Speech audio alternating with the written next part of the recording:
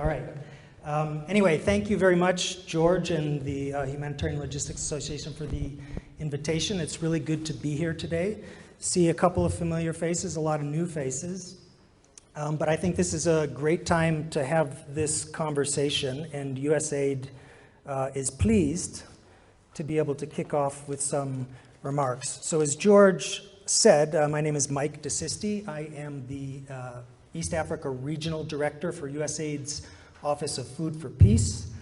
I have a team here in Nairobi. We oversee and support USAID's food assistance in 14 countries in East and Central Africa. Global humanitarian needs are at unprecedented levels. We know that. We also know that our ability to effectively and efficiently address those needs is increasing, but it's not increasing fast enough. That's why we're here today, to find creative solutions to this humbling reality, and I'm looking forward to the conversation this morning. So this skillfully balanced bag might look familiar. This red, white, and blue branding has become emblematic of U.S. foreign assistance dating back to the Marshall Plan after World War II. The American people through USAID have been the largest donor of food assistance worldwide for decades, feeding more than 4 billion people in 76 countries over more than 65 years. In 2018 alone, the Office of Food for Peace provided roughly $4.5 billion worth of emergency and development food assistance, roughly 2.5 million metric tons to 76 million beneficiaries in 59 countries, including the 14 that we support from Nairobi. The Office of Food for Peace was established in 1954 to move American-grown food to people in need across the world. In the last decade, we've evolved to add market-based assistance to our food basket in the form of cash or vouchers, where and when markets are functioning, in addition to locally or regionally purchased food.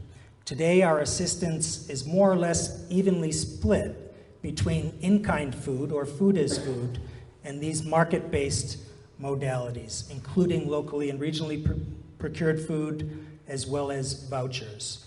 At the end of the day, however, the scale of need and limited functionality of markets in the most severely food insecure contexts, take South Sudan or Yemen, for example, will continue to require some level of in-kind assistance or food as food.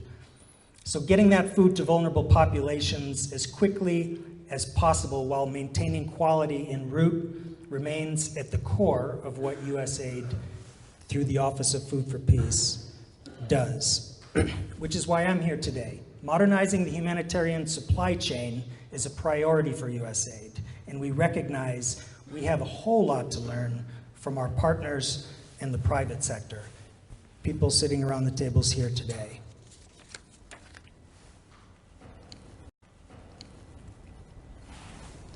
So take a close look at these photos. This is a what's wrong with this picture challenge. The colored photos show food distributions from the last year or so. The black and white photos are food distributions from the 1960s. What's changed? Nothing, yeah, not enough. There are some things that have changed, but I would agree with you, not enough. How can we deliver food faster, more cost-effectively, and with greater efficiencies, fewer losses, to the people that the U.S. taxpayers generously intend to serve? How can we turn our supply chain into a system that empowers those we serve and facilitates their journey to self-reliance? The Horn of Africa is an essential hub for offloading, warehousing, and distributing U.S. food assistance. Typically wheat, sorghum, rice, pulses, vegetable oil, fortified blended food products, and increasingly a number of specialized nutritional products. 37% of USAID's overall tonnage shipped worldwide last year came to the Horn. That's more than 625,000 metric tons. A quarter of that tonnage came through the port of Djibouti. So there's a lot going on here when it comes to in-kind food assistance from the US. How do we get it here? The journey starts thousands of miles away in the United States, where we purchase commodities through a competitive tendering process. At several ports throughout the US, Houston being the biggest, we load both bulk and bagged food onto ships that sail to foreign ports for unloading, with bulk commodities bagged on site at those ports. It typically takes a month, at least a month, sometimes 2 or 3 times that amount, depending on the distance to be traveled and the number of ports of call en route. Last year, the port of Djibouti received more than 1/4, as I said, or 440,000 metric tons of US-supported in-kind food shipped globally. That's a higher tonnage than any other destination port for US food assistance in the world. More than 66,000 of that tonnage was initially stored at USAID warehouses, pre-positioning warehouses in Djibouti City. My colleague Mary Flo here can talk a lot about the pre-positioning warehouses in Djibouti City. She spends too much of her life in those warehouses, I think. This is accessible for quick turnaround onward distribution. Eventually that food is loaded onto trucks for onward distribution by the World Food Program and other partners to food insecure populations in Djibouti, Ethiopia, Mozambique, Nigeria, DRC Congo, Somalia, South Sudan, Tanzania, and Zimbabwe, all from Djibouti. Clearly, humanitarian logistics in the Horn of Africa is critical to our operations worldwide. Transparency, accountability, and optimization are guiding principles for Food for Peace's efforts to modernize the supply chain. As stewards of taxpayer money, we need to ensure the timely delivery of high-quality commodities, food safety assured, to the right people in the right places. That's transparency and accountability. Saving time and saving money equals saving lives. That's optimization.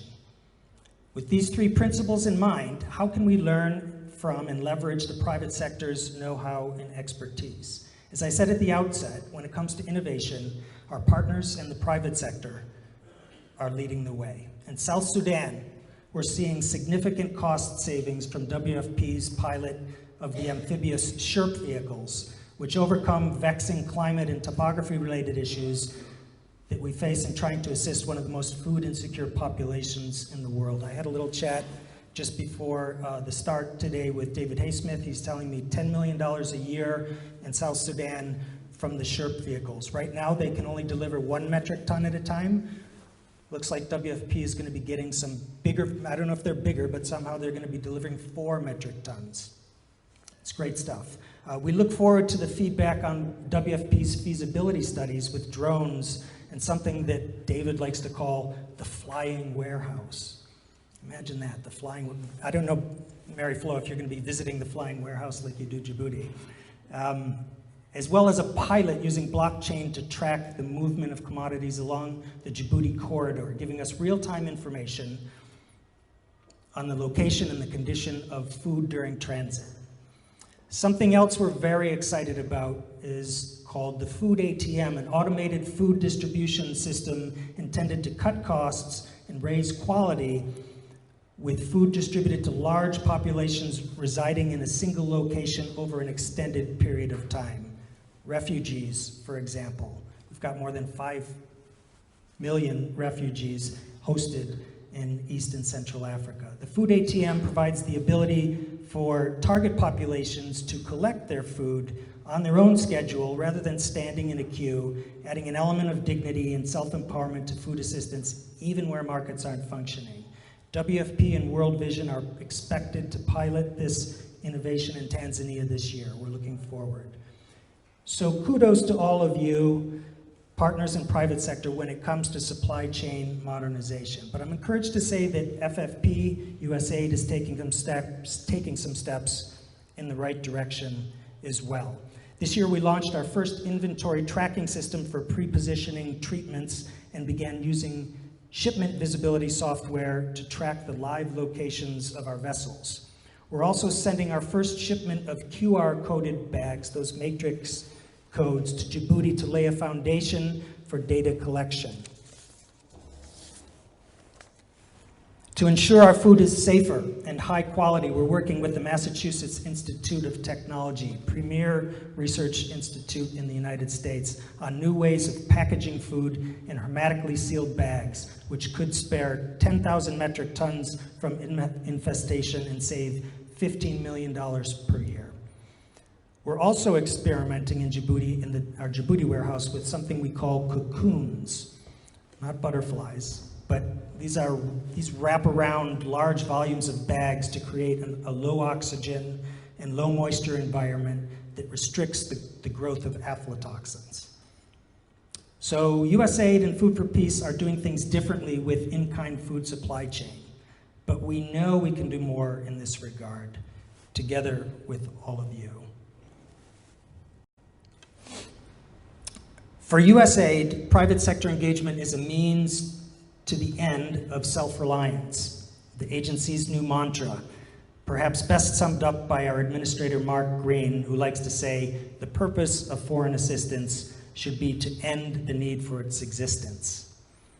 Under USAID's new private sector engagement policy, we consult, strategize, align, collaborate, and implement with the private sector for greater scale, greater sustainability, greater effectiveness of both development and humanitarian outcomes.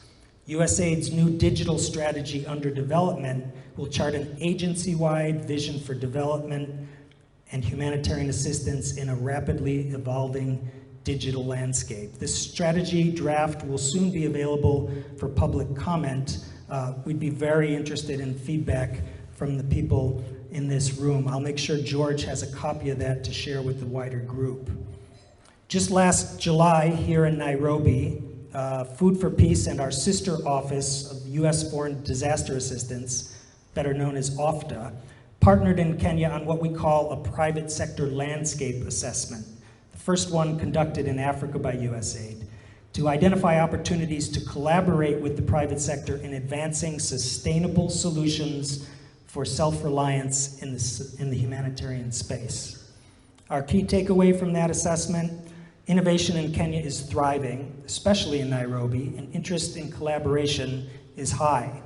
We talked with several regional innovators who expressed willingness to invest in partnerships with actors in the humanitarian space, provided there was a clear link to core business activities. So this is not corporate social responsibility per se, but something where there's a shared interest both for the private sector and humanitarian actors. USAID is keen to partner with the private sector to leverage those opportunities, recognizing Nairobi's potential as an innovation hub to drive efficiencies and increase the reach to vulnerable communities.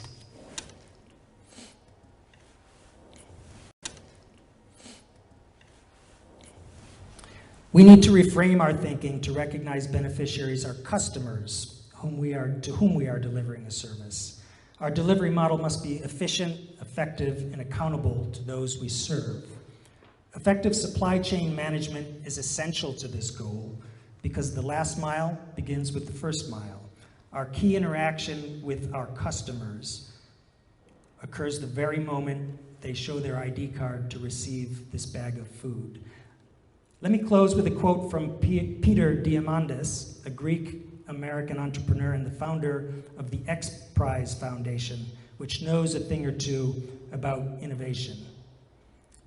Mr. Diamandis said, "The day before something is truly a breakthrough, it's a crazy idea." So I look forward to your crazy ideas this morning, keeping transparency, accountability, and optimization in mind. Hopefully soon, we'll be celebrating some of the breakthroughs for the benefit of the vulnerable populations for whom we partner to serve. Thank you again for the invitation. I look forward to the conversation with all of you today.